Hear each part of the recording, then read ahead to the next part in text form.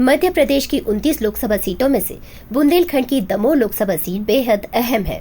1989 के बाद से 2019 तक इस लोकसभा सीट पर बीजेपी के उम्मीदवार ही जीतते रहे हैं। इस लोकसभा सीट के इतिहास की बात करें तो इसका गठन पहली बार 1962 में हुआ था। ये लोकसभा सीट अपने ऐतिहासिक गौरव के लिए भी जानी जाती है।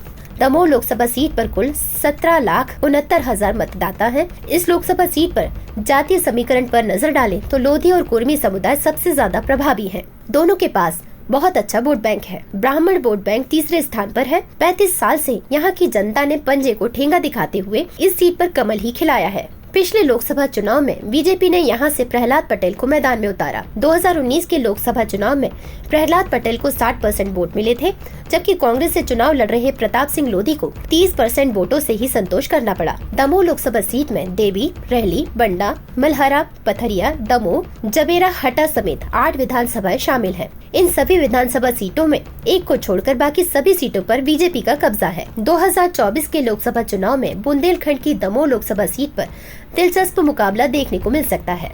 जो कभी करीबी दोस्त हुआ करते थे, आज चुनावी मैदान में कांग्रेस और बीजेपी के उम्मीदवार के रूप में आमने सामने हैं। कभी कांग्रेस में रहे बीजेपी प्रत्याशी राहुल लोधी अब दल बदल कर बीजेपी में शामिल हो गए। वहीं कांग्रेस ने इस चुनाव में तरवर सिंह लोधी को अपना उम्मीदवार बनाया है। यानी कि दमोह लोकसभा सीट की लड़ाई अब बिकाऊ और टिकाऊ पर आ गई है। जी हाँ, बुंदेलखंड की दमोह लोकसभा सीट पर बिकाऊ और टिकाऊ का मुद्दा गूंज रहा है।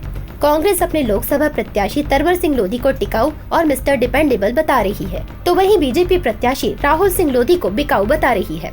हैरानी की बात यह है कि बीजेपी प्रत्याशी राहुल लोधी 2018 में कांग्रेस के टिकट पर दमोह से विधानसभा पहुंचे। उन्होंने बीजेपी के वरिष्ठ नेता और मंत्री जयंत मलैया को हराया था, लेकिन 2020 में वे कांग्रेस को छोड़कर बीजेपी में शामिल हो गए। दमोह सीट पर कांग्रेस और बीजेपी के बीच जुबानी जंग भी जारी है। कांग्रेस इस मुद्दे पर आक्रामक नजर आ रही है। देखा जाए तो दमोह लोकसभा सीट पर वैसे भी जातीय समीकरण के आधार पर ही उम्मीदवार तय किए जाते रहे हैं। बीजेपी और कांग्रेस दोनों ने ही लोधी समाज से उम्मीदवार उतारे हैं। इसके चलते मुकाबला और भी दिलचस्प बन पड़ा है, क्योंकि दोनों ही उम्मीदवारों की जाति भी एक है। कहा जा रहा है कि यहाँ लोधी मतदाता गेम चेंजर साबित हो सकते हैं।